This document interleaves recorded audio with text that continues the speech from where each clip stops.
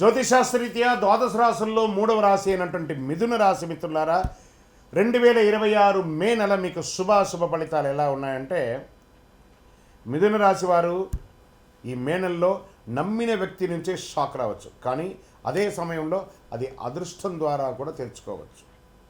మీ లైఫ్లో జరిగే ఒక పెద్ద సంఘటన మీ దశనే మారుస్తుంది. గోచార గ్రహస్థితి ప్రకారం గురుడు 12వ స్థానంలోను, శని 9వ స్థానంలోను, రాహు 10వ స్థానంలోను, కేతు 4వ స్థానంలో, కుజుడు 2వ స్థానంలోనూ అద్భుతంగా ఉన్నారు. మీ మాటలు మీ అదృష్టాన్ని నిర్మిస్తాయి లేదా నాశనం చేస్తాయి అన్నది మీరు చూసుకోండి.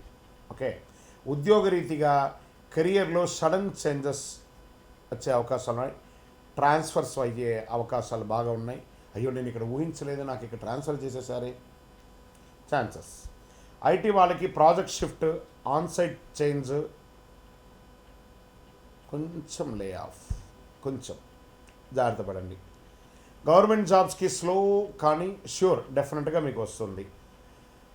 ఒక వార్నింగ్ మెసేజ్గా చెప్పాలంటే, మీ పై అధికారులతో ఆర్గ్యుమెంట్స్కి వెళ్ళకండి, జాగ్రత్త. ఎందుకంటే ఈ నెల కొంచెం మిశ్రమంగా ఉంది మీకు. మే 14 తర్వాత కెరీర్లో అన్ఎక్స్పెక్టెడ్ టర్నింగ్ పాయింట్స్ ఉంటుంది. 13 రోజులు కొంచెం జాగ్రత్తగా ఉండండి, 14 తర్వాత బాగుంటారు.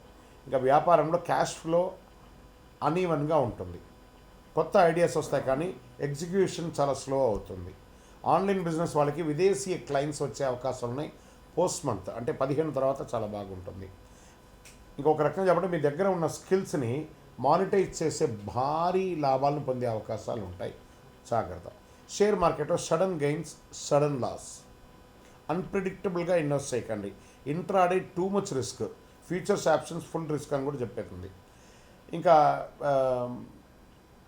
విదేశీయ ఇన్వెస్ట్మెంట్స్ ఏమైనా ప్లాన్ చేయండి, ఏదైనా స్టాక్స్లో అలా చేయండి.